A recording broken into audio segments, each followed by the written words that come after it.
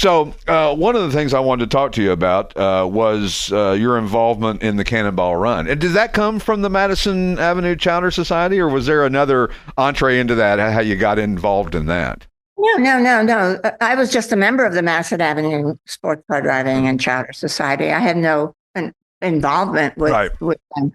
No, that all my friends were, I was a journalist. I was a writer. I was a publicist at the time. I had my own PR company. And so I was working with all these journalists like Brock Yates, Jim Williams, people at Car and Driver.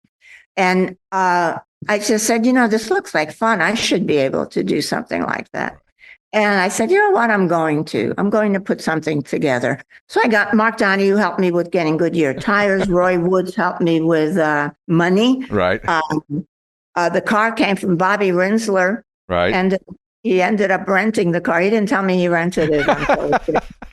And a Cadillac limousine. Right. And I just got help from we got the right bra company at the last minute at a cocktail reception where the sponsor I think he was a writer and his mom owned the Right Bra Company. So he said, you need to be sponsored by the Right Bra.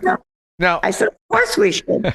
Makes sense. So I put, and I didn't know Donna Mae Mims personally, right, but I knew of her. So I called her and I said, would you like to do this crazy thing? And she says, absolutely. Oh, how fun. Well, it's to do. Pardon my ignorance. I don't remember the Right Bra Company. Was that? I know. Tell everybody who's ignorant like me what the Right Bra Company was. Was it the right bra for the right time, or what was the meaning of that? I can't know. It was a company that sold bras, and the son of the woman who ran it was a car guy, right? And he said, you need to be sponsored by my mom's company. Right. And we said, sure. I don't remember how much money they gave us, but we made decals and we made sure we put it over the right breast right. of our bodysuits. The pink? That I bought pink for Donna Mae. I got pink bell bottoms. Right. With the white belt and the pink bodysuit. And it was, and of course, Donna Mae shows up not wearing a bra. Right. You couldn't tell in the pictures. I couldn't. Yeah, you can. Most guys see it. But the funny part is, she said, I said, Donna Mae, we're sponsored by the Right Bra Company and not wearing a bra. She says, well, maybe the sponsor's representative has some product on him, like they used to do. Like STP, usually have a little can of STP. Sure. Why not a bra in his pocket? And of course, he did not. Right. Much to his mother's chagrin, right? We got away with it. That's so. And it was a lot of fun. And I understand Donna Mae rode in the back seat with a helmet on, possibly? Was that? Of course, yeah. She wouldn't. Yeah, she didn't. She wanted to be sure she was safe in the back seat with her helmet on. Yeah. And did you all roll the car? Did that really happen? Yes. Peggy Nemchek, Brad Nemchek's wife. Brad said, "Oh, can you include my wife in it so she could be on the trip as well?" I said, "Sure."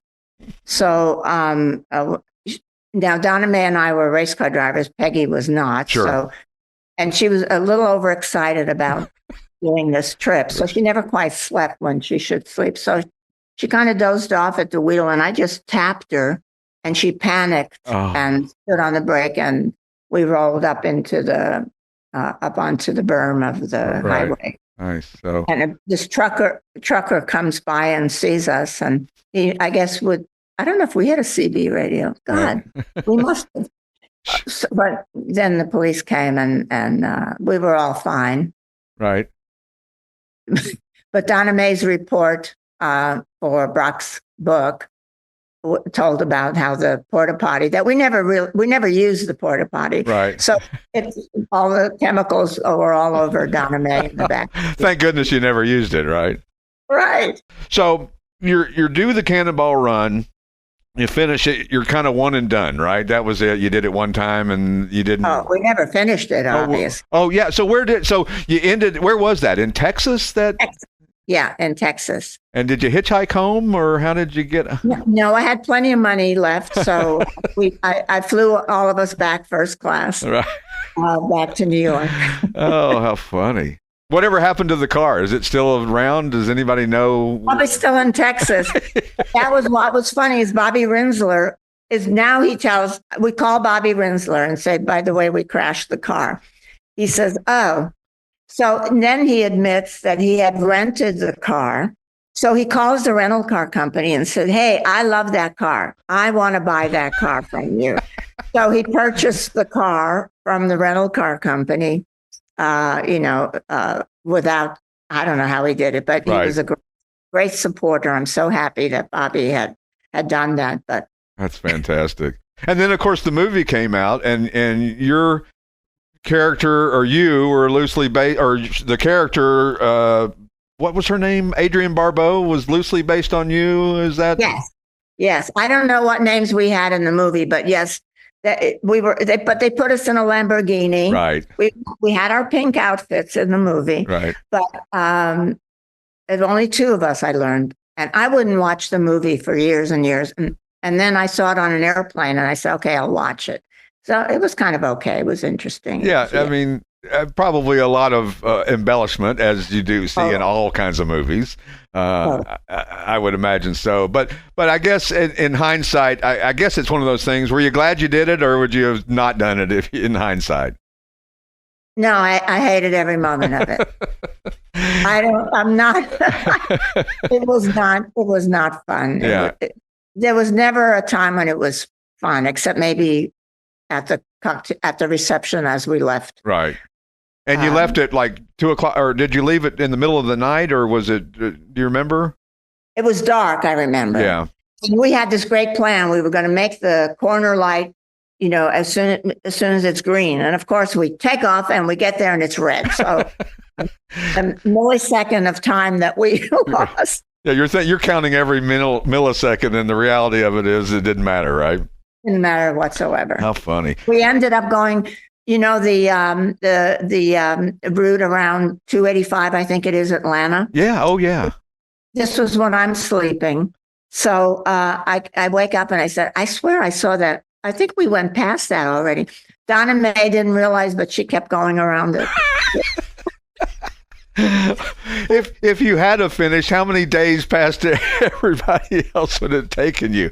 And I don't know. I have no idea. We never calculated that. Once we were done, we were done. You were done. You didn't have your trusty stopwatch with you during that event, right? No, I wonder if, I know I did calculations on mileage. The car was, by that time, was really running rough. Something was broken, probably some suspension, and there was no heat in the car. It was like almost, begging to be rolled over so we could stop. Did anybody recognize you all, or the what you were doing when you were stopping for gas or anything, or people passing you? That's interesting. No, because it was top secret at that. Nobody knew this was happening. Wow. This was totally top secret. The intention of Brock Yates, only to be known after it was completed. But we had decals on the side. Sure. We had a woman with a helmet on in the back seat. That's too funny. So we were not totally inconspicuous. Sure.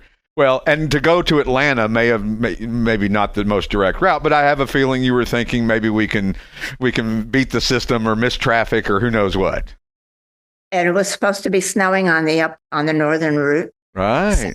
So that's why we thought we'd go down the southern route. Yeah. How funny is that?